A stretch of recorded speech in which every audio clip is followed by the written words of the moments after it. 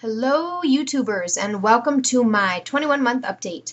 For those of you finding me for the first time, my name is Kelly. I'm 29 years old. I'm a Scorpio and I like long walks on the beach. I'm just kidding. For real though, I had weight loss surgery 21 months ago, almost 2 years, in Tijuana, Mexico. More specifically, the vertical sleeve gastrectomy. I've been maintaining my weight loss for over a year and I'm down about 100 pounds from my top weight ever. So getting into what's been going on with me recently, I have been contemplating getting my excess skin removed. I always thought I would never have weight loss surgery. I always thought I would never have plastic surgery, reconstructive surgery, but be careful criticizing and judging others because we never know what life might present to us in the future and the different situations we might be in. So I, who thought I would never do something like that before, am now contemplating doing it. And committing to such a serious operation, I figured that I should have myself in tip-top shape nutritionally. So I went and got my blood work done, and they said everything looks good. I had the doctor add some stuff. I didn't know what all to add. I don't have insurance. I don't have a regular care physician, so I was kind of limited on, what I was working with. But she did the normal blood work, like the CBC, testing my blood sugar, cholesterol, all that sort of stuff. But I also had her add vitamin D, iron, B12, and I think she left off the iron because I don't see it on the test. But anywho, everything looked good. The only thing that was low was my white blood cell count, which has nothing to do with weight loss surgery and nutrition. A lot of different things can cause it. But what they do when that's low, there's like this ratio they check with some of your other numbers. And when they checked mine, everything was okay. So even though it's low, it wasn't any alert for alarm. But because I'm a hypochondriac, I did Google a bunch of stuff on the internet, which I highly don't recommend doing that if you're a worrywart like me. So probably in a month, I would like to have some of the blood work redone just to see if that number's come up, and maybe I can do some further investigations from there. But as far as nutritionally, everything looks good. So yeah, that's all on there. I talked about my weight in a previous video that I've been maintaining, going up and down a little bit. I actually got up to 155, which is kind of like a high for me for what I've been, because I maintained at 146, 145 for a long time, and then 151. So when I hit 155 a few weeks ago, I was like, no way, I'm not doing that. So I kind of got more strict on myself, ate healthy, exercised, and within 2 or 3 weeks, I had lost 10 pounds. So I got back down to 145, and now I've kind of migrated up to 150, which I'm perfectly fine with. I wasn't going to make a video this week, and actually the reason I decided to is because somebody really pissed me off. So I figured I would make a video about it. And I just pray that he never finds these videos because I would feel really bad, me talking crap. Anywho, I have at my house a nutrition class on Mondays. It's through the church. We have these things called life groups where we get together with a small group of people, like 5 to 10 people, and we have different topics. Well, at my house, I have people come over and we do nutrition. It's me who talks about maybe the psychological aspect of eating, and then he talks about the spiritual side and also the physical side. He's studying to be a nutritionist. He's almost done and he's going to be a registered dietitian. One thing that's bothered me a little bit is just because somebody has, a degree, a piece of paper, a bunch of letters behind their name, doesn't mean that they really know their stuff. And he's always pushing pills. What pills are we going to take, and what nutritional supplements are we going to take? And it bothers me a little bit because I've told you guys before, like, I really try from my diet to get the things I need by eating fruits and vegetables and fish and all these sort of things and whole grains. And yes, medicine is definitely helpful in some situations, but I don't think we should rely on it in place of healthy eating. But anyways, this is what he did that pissed me off.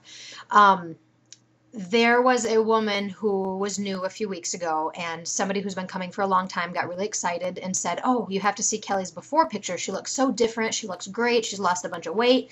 And I said, yeah, let me go grab it. So I walked out of the room, and I couldn't hear what the guy who's going to school for nutrition said, but I heard him mumble like, blah, blah, blah, surgery. And I'm thinking like, okay, that's kind of strange that he's putting my business out there. So I came back. I couldn't find the picture, and I told her I'd find it next week. So the next week she comes, and the lady asked me again, do you have the picture? And I said, oh yeah, let me look. I walk out of the room, and what do I hear? The guy says, oh yeah, she had surgery. like the minute anyone mentions anything about me losing weight and looking great and doing good, this guy has to tell them that I have had weight loss surgery. Like, who is he? The weight loss surgery police? I don't know, but it's really none of his business. And it's not like I'm hiding it from any of these people. They know. But it kind of makes me mad because in a way it's like he's minimizing the work that I put into this by letting them know that I had surgery. And, he's studying to be a nutritionist and he's quite overweight. He has dark bags under his eyes. He's very sluggish. And it's kind of like obviously that he doesn't practice what he preaches. And that bothers me that he, in a way, is making my information that I have for people less valuable by saying things like that. Because I don't want people to think that you have to have weight loss surgery to lose weight. I've learned so much on this journey that I love to pass on to people. You don't have to have weight loss surgery. I decided it was right for me. I wanted a tool to assist me. But trust me when I say I've put in a lot of work to this. Not everybody that has weight loss surgery loses weight. I've met people, I have tons of people email me all the time, like very upset, telling me things like, oh, I had weight loss surgery 6 months ago and I've only lost 20 pounds. What do I do? I had somebody else email me and say, I lost 50 pounds. I have another 100 to go. I'm not losing anymore. When I first was researching weight loss surgery, I talked to a woman on the phone that has had 3 weight loss surgeries, all different kinds. I don't know what order she did them in, but she's tried 3 different ones. And every time she gains her weight back or doesn't lose, and she weighs over 300 pounds. There's a woman I was working with, and I talked about her before. She's had 2 weight loss surgeries. She's a very large girl. She's gained all her weight back plus some, and she told me she was about to have a 3rd weight loss surgery. But the thing is people don't understand that just because you have surgery doesn't mean you're going to lose all your excess weight. Like, you still have to do the work. So it really pissed me off that, like, anytime someone congratulates me, that's the first thing that he says. So because of that, it motivated me to, like, take a shot of my refrigerator and the food I'm cooking to share it with you guys. And I would just love to see what's in his refrigerator and his cupboards. Because trust me, I know he doesn't have whole grain bread and flaxseed and almonds and, salmon and all this stuff that I eat on a daily basis that's nutritional. I know he doesn't have that. And it just, I don't know. So that's all I have to say on that. But because of him, you guys are going to see what's in my fridge, and I'm going to tell you some of the stuff I'm eating and how to make it and all that sort of stuff.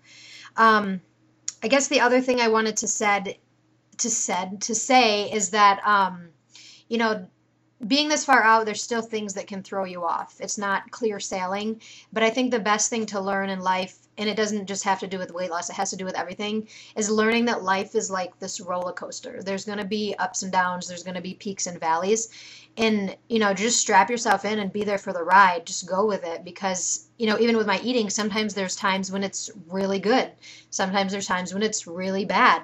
I don't claim to be perfect. I follow the 80-20 rule. 80% of the time I do good. 20% of the time, whatever. I'm not going to beat myself up. I'm not going to freak out after I eat something wrong and then, go on some sort of a binge. I just realize that, there's going to be days when I eat like crap. There's going to be days when I eat good and I have no desire to eat bad food. I just kind of go with the ride, and the less I try to control it and the more I put my faith in God and, the wisdom that I've learned over these years, the better things go. Another thing about, finding motivation to do things when it comes to eating, there's always going to be these things where we push it off. Like, oh, well, I'm going to exercise when it's warm, or I'm going to start eating healthy when I eat all the bad food in my kitchen and I'll replace it with good food. We always have this like, well, when this happens, or when the holidays are over, or when my birthday passes. There's always going to be some when that's going to push it off. So really, like, look inside yourself and what's going to motivate you to say, no, today is the day. Like, I'm going forward from here. And a few weeks ago when I had gained the weight and I, just put myself back into gear, like, no, I'm not going back down that path. So I had to find something from within that motivated me to keep going. I guess I've rambled on long enough and I don't have much time left to show you my pictures of my food. So I think I'm going to put it in a separate video. I guess that's all. I do apologize if I don't always respond to your emails. I try, but sometimes I'm a little frazzled, dizzle, dazzled, and my brain doesn't work, and I forget what I've responded to and what I haven't. And sometimes YouTube doesn't tell me when I have a new comment, and I go and see it like a month later when I happen to be looking at that particular video. So if you've contacted me and I didn't respond, I'm sorry. I love your comments. You guys keep me motivated. It's awesome. And I guess that's all. Thanks for watching. Bye-bye.